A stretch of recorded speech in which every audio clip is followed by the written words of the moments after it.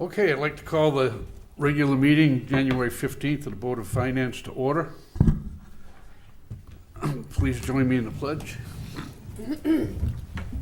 Pledge allegiance To the flag of the United States of America, to the republic for which it stands, one nation, under God, indivisible, with liberty and justice for all.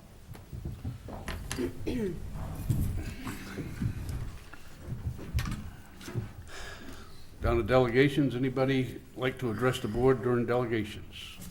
Seeing none, we'll continue on. Regular minutes of the December 11th meeting. Any comments?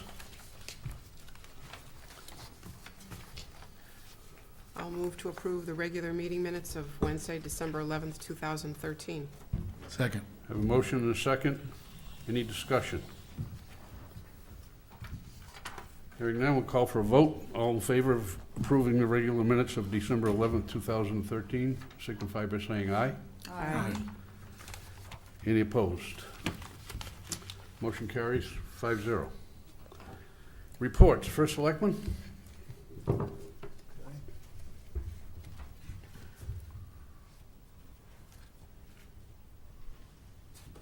where we are here, boss? There you are. Good evening, everybody.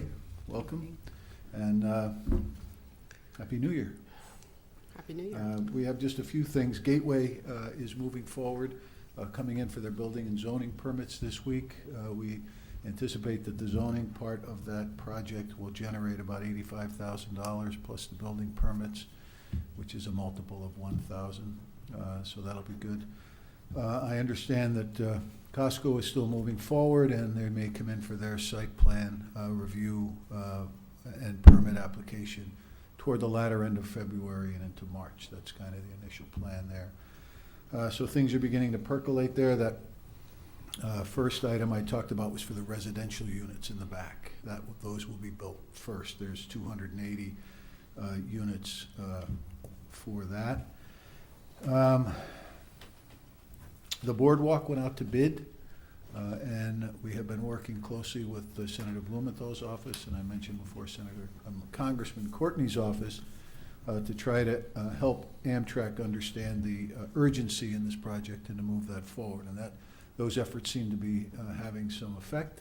And the engineering team down in Philadelphia is reviewing our plans, and hopefully by the time we get the bid package back, which is February 7th, they will be done with their plan review, and the permitting and the permissions on their side will be moving forward. So we're hopeful that that's going to go much smoother than it has in the past. And we can begin construction soon, and then hopefully finish maybe by the end of the summer, beginning of fall. There'll be some things that we'll have to work through with regard to the opening and access to the beach, but we do have a plan for some of that. We'll just have to wait and see who the contractor is, and then kind of work some of that through. So we're hopeful that in this year, the whole entire mile, 1.1 mile, will be completed and concreted and set at 100-year storm protection. So we will have to appropriate some of the money. As you know, we've collected money basically in 4 different places. 5 if you count the money going back to where you were. I don't know how much is that left. We've used a lot for maintenance in the interim few years. But the 2 storms, 1.7, 1.3, the lawsuit about 1.4, and the steep grant about 500,000. So we have about 4.3 million to be able to do that. That money is earmarked for this project. But we'll have to go through the appropriations process. So we will have probably a special meeting of the Board of Selectmen, and then a meeting of the Board of Finance, and then a town meeting to appropriate those funds due to the large amount. The project description will come from either the contractor or the engineers or the consultants. And I'd like for you to consider the opportunity of having a joint meeting of the Board of Selectmen with the Board of Finance, so the presentation gets made once. There'll be 2 separate decisions, but should that fit into everybody's schedule as we begin the budget process in February, it might make some sense to think about that. We can be open with times, one meeting before the other. For example, your regular Board of Finance meeting in February, we might be able to do something on that night just a little earlier. I don't expect it to be more than half an hour or a 45-minute presentation with questions. So that's something to think about. We can weigh in as we move forward. We are preparing the budgets, meeting with department heads, and with respect to dispatch, we are budgeting for dispatch in the position where it is now. We still need to have, through this regular session, the statutes modified with some language to allow an entity to be created similar to SCARA, that where the 3 towns or however many towns can participate into this one entity with representatives, and the entity itself will manage the dispatch center, not one town or the other. So it's an entity of equal opportunity and equal representation, and so we're going there. And as I've shared, the original option of Waterford, New London, and East Lyme going in as a 3-town partnership under that entity, but the opportunity exists to bring in many more towns with KX, which is 6 or 8 towns up in the Colchester area. Valley, perhaps a year or 2 down the road if we have a nice enough facility. Montville, because of the nature of their new facility. So there may be many opportunities. So we want to try to begin with the end in mind, and that is, let's create an opportunity that can be expanded right from the beginning. We know that the Waterford location, which is where it's anticipated to start, is not the end of the road. We know that as it grows, it will have to move out of there. We want to kind of get it away from a municipal office space as it is. So it should go to a standalone. Montville's built a new facility there. That could be a possibility, or another building. We could even use our dispatch, for example, because you could move the fire marshal, and that gives you the whole 2 floors of a building that might work for 15 towns. So there's a lot of moving parts as we move down. I will keep you abreast as things move forward.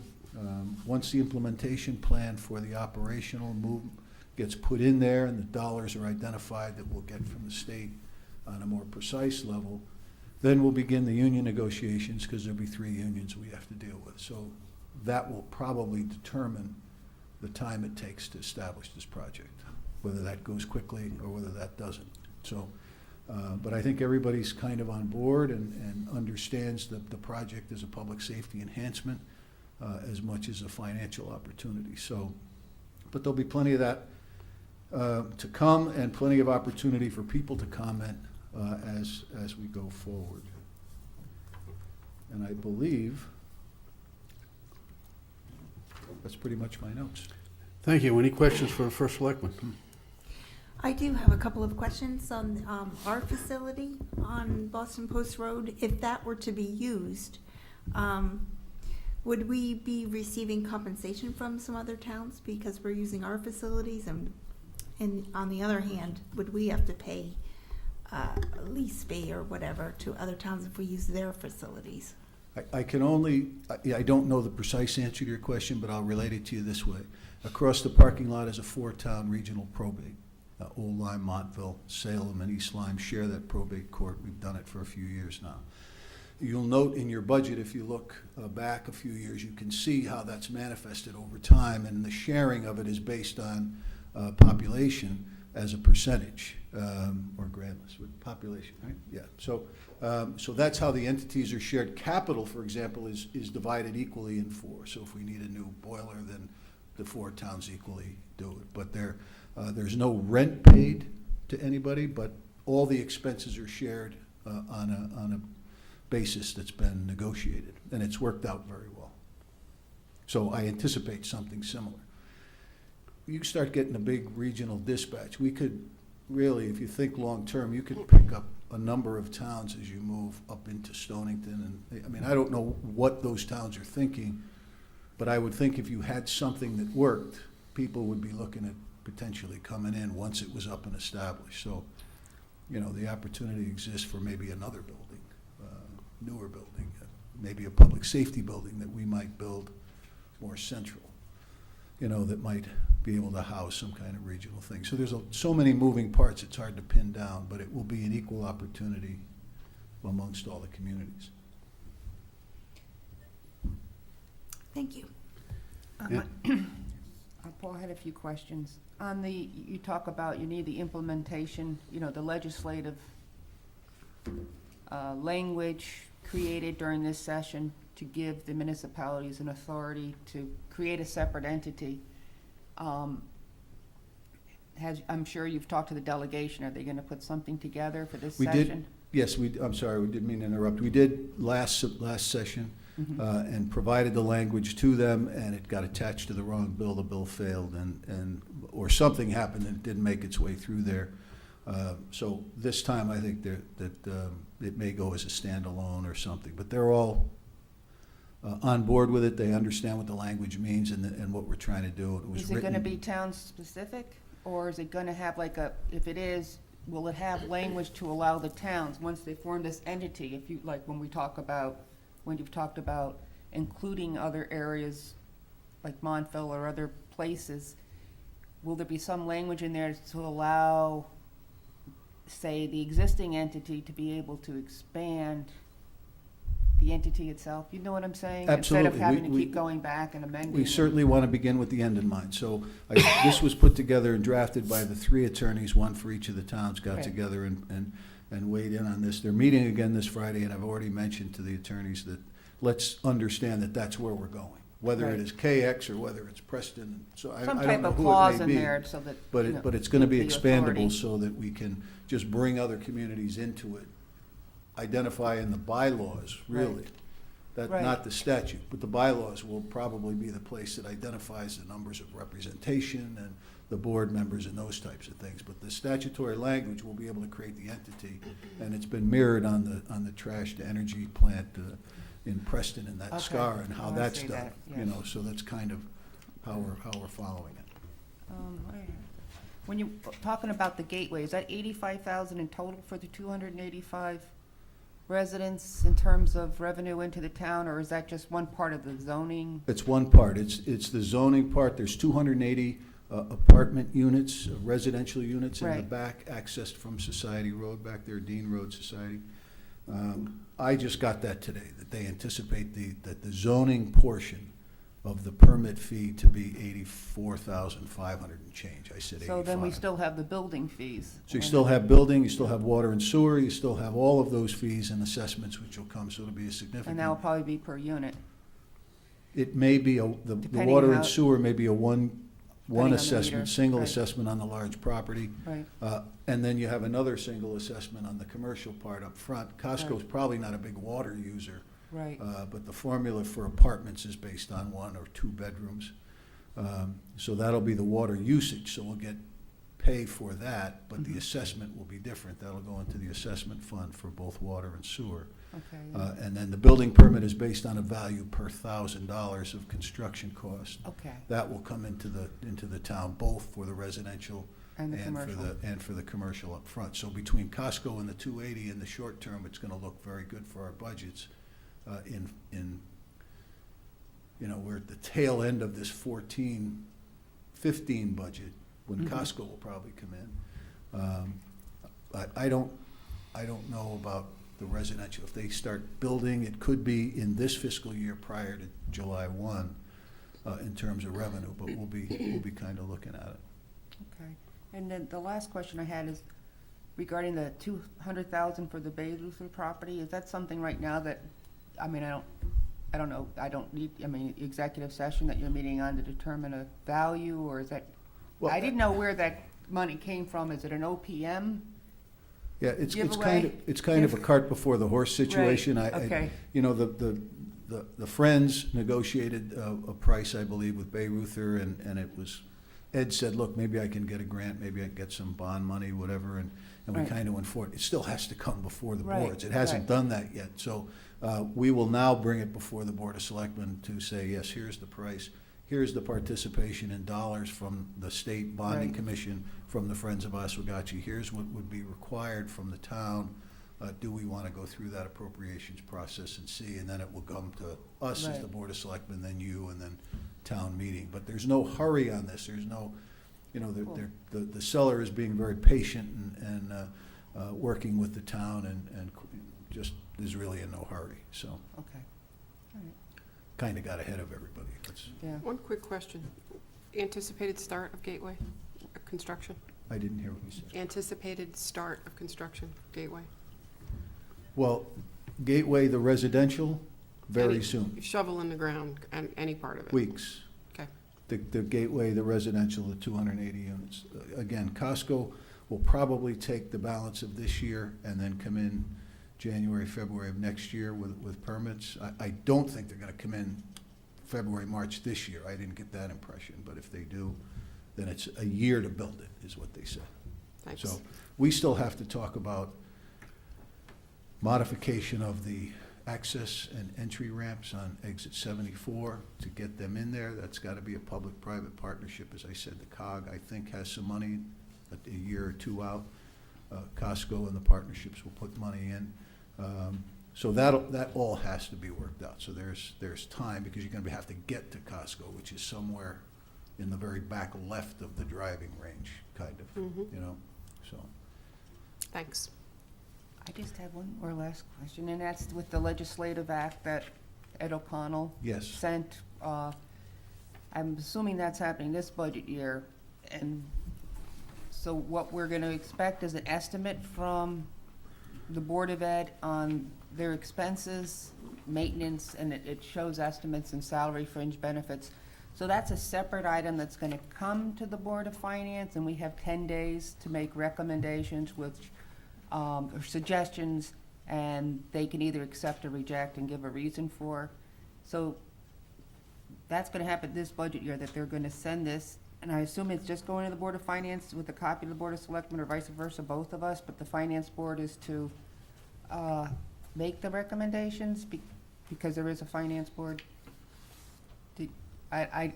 Just, I'll try to answer them all in order, okay. but I don't know if I will. This statute was passed effective October of 2013. So yes, it will be in effect for this year. It is a change in how the boards of finance are able to look at boards of education budget. And I forwarded a copy to the chairman and the secretary as soon as I got it, and I guess Steve made copies for all of you here. So on the front page, I forget the number, there's a paragraph toward the bottom that identifies a lot of what you pointed out. About the itemized estimate. Is about the mechanics of how this gets done. Right. I remember when my time on the Board of Finance many years ago, that I always thought through the state statute that implied that That we could boards of make finance had recommendations. a little bit of leeway and recommendation on non-educational items. Right. This seems to make it more clear and whittle it down into maintenance and things. Mm-hmm. So what I would suggest, instead of trying to live by the letter of the law, you have 10 days, you have 2 days, the Board of Finance does this, let's make it part of the process. Let's say, look, what are we up for? For example, we have a plan already on the books that the Park and Rec can go in there and work with the Board of Education maintenance team and kind of take that over, and we feel we can save some money that way. That might be an opportunity. This statute might provide an opportunity for fruitful discussions toward that end. That's something that the Board of Education has not been I know real that's been going on happy for about. years. I've presented that a few times to them. I'm sure everyone This has. might be helpful, but I think there are Yeah. some requirements in that statute Right. that call for notification, that call for letters back and forth, that have time periods. But I think if we have a very If good we make the relationship. trigger date the date of the budget process, or when it's all supposed to happen, but it should enhance the dialogue, like you're saying. Well, what I'm thinking is, look, we have a good relationship with the Board of Education. We always have. Other towns, they're adverse relations. So I think we just say up front, this is the statute, this is what we have to do. Let's all understand it, make it easy on you, easy on us. Yeah, we'll pen a letter or do something, but when you bring the budget to us, there's already been talked about at least a little bit is what we're, so there's no surprises. And then, because you hand it back in 10 days, well, if the Board of Ed meets on a Monday and gives you the letter on a Wednesday, and we turn it around 10 days, their next meeting isn't going to be in that Right. time. So there'll be special meetings involved. And so I think it's better that we all work together to try to figure Make out it where that we're easy. going and then see how well the statute works. Mhm. So I did, on that note, I am on the Moore Commission Subcommittee for Education. I have been pushing to try to get the teacher evaluation process at least identified differently, whereas performing school districts such as ours may either be delayed or passed over, if you will, for having to provide this opportunity. There are some districts that would benefit from an in-depth evaluation, but we have such a great system that, you know, we may not need to have such an in-depth. And you're gonna see a big number come from our Board of Education this year to pay for the extra administrators it's gonna take to With this process. implement this Is there evaluation discussion process. of the waivers for higher performing schools? Well, they do waivers or delays, or, you know, let's take care of the ones that aren't performing first, and then maybe feather in Tier 'em. something, you know, Yeah. once we see. And the other thing is, and I bring this up, this was adapted from a program in the New Jersey area. That's kind of where this kind of came up. A lot of the software has come out of New Jersey, the state's using, they're still not complete on this.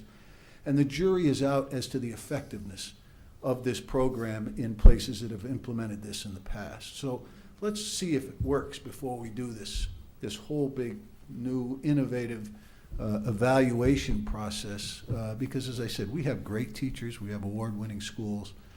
I don't know how much we're gonna gain by, you know, this shotgun approach, I think, to the problems that may exist in some lower performing districts. So, but I don't know that that's gonna go anywhere. I think education is a big favorite of a lot of the legislators and the governors up there, and they think that this is, you know, the Way to answer. go. So, Right. you know, they have the floor, so we have to kind of go along with it. But that's something that I have been trying to work on in an effort to save us a few $100,000 in budget impact to the Board of Education. So, Thank you. Any other questions for the first selectman? Thank you, Mr. Formica. thank you, Mr. Keller. Director of Finance. Good evening. So in your green folders, you had a hard copy of the monthly transmittal letter along with an updated revenue report and updated pages from the budget reports. I don't know if anybody has any questions on the reports.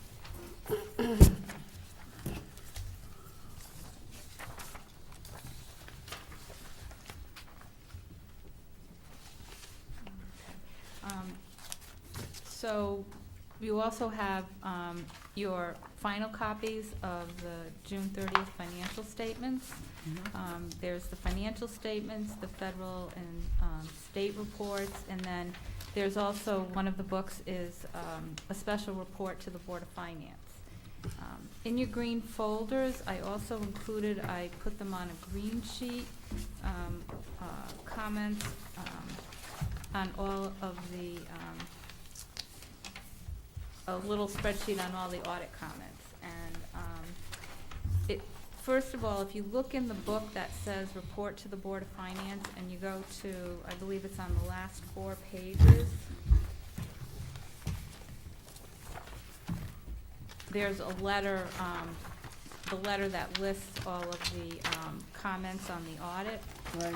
And so it lists the issue, what the auditor's recommendation is, and this time, we also included management responses. That way, everything's all in the same letter. And when this gets sent out to all of the agencies that we're required to send them to, it has all the responses as well. So going through each of the items, the accounting policy and procedures manual, we do have one started. I was a little disappointed that the auditors did not remove this comment, and when I discussed it with them, what they would like to see is that all the policies that we have, we bring them before the boards to get adopted. So, meaning they'd come to the Board of Finance as a package, and then the Board of Finance would, accept them and, move them on to the Board of Selectmen to get accepted as policy. And then the other part is, they also felt that the Board of Education needed to take a look at their policies and procedures as well. Most in particular, which I'll go over with you after going through these, is they had an issue with the state education grants that they received. But I'll go over that. So that, I feel, is both a town and Board of Education issue. And from the town's perspective, my thought would be to bring the policies that I put together already before the Board of Finance at your May meeting, and that way we can send them to the Board of Selectmen in June. What type of volume are we talking about, Anna? You know what, I don't think, I think it sounds more overwhelming than it is, because the Yeah, policies, it's gonna be like an ongoing thing. You're talking about a manual for each individual department in addition to the Board of Ed?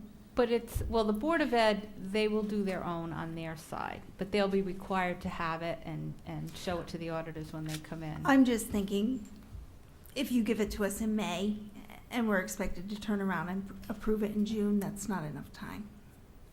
Okay, so I- maybe we look at it and, So if they exist currently, Incrementally, maybe. I the do sooner have- the I do- better? Okay, so maybe take a look at Or what's if, there. are you planning on updating them between now and May? I'm not so sure that what we have in place really needs to be updated, but we do, there are You want to others pull that I them would, together I would, as one manual. You have pieces of it done, right? Correct? I mean, you have, Renee has Yes. been working with you. yes, I do have pieces. And then in, next year's, next year's budget, what we plan to do is have, the staff accountant come in and work 5 hours a week to work on additional policies that we don't have. Not a week, I mean a month, so that we can just keep moving it along. So, but anyways, let me take a look at what I have and see if I can't organize them in some sort of categories and start bringing them before the board. And I can certainly, That may make Certainly. life easier. okay.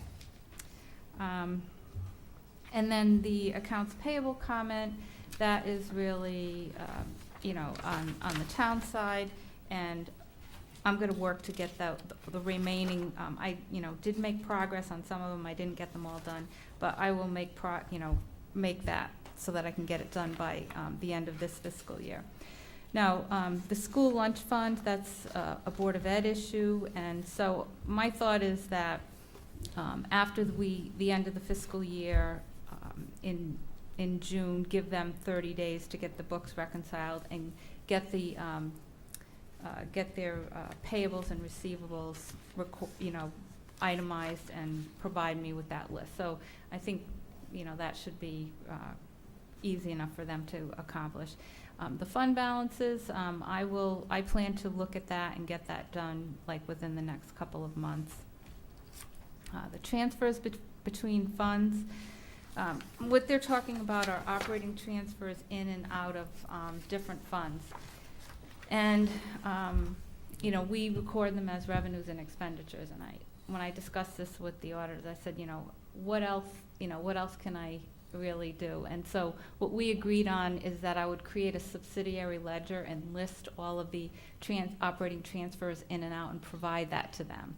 And so, you know, that's something that we'll be able to get taken care of for the end of this fiscal year as well. Now, the purchase orders and the invoices, that's somewhat frustrating. It's both on the town side and on the board side. So when they go through and they do their random testing, they always seem to find some on both sides. When I looked at the ones that are relative to the town side, it's different departments this year than they were last year that are the offenders. So we just, you know, That seems to be always been a problem. yeah, so we just have to work harder. Like last year, I went and I spoke with the individuals that were responsible for this comment, and they tended, you know, they did a much better job.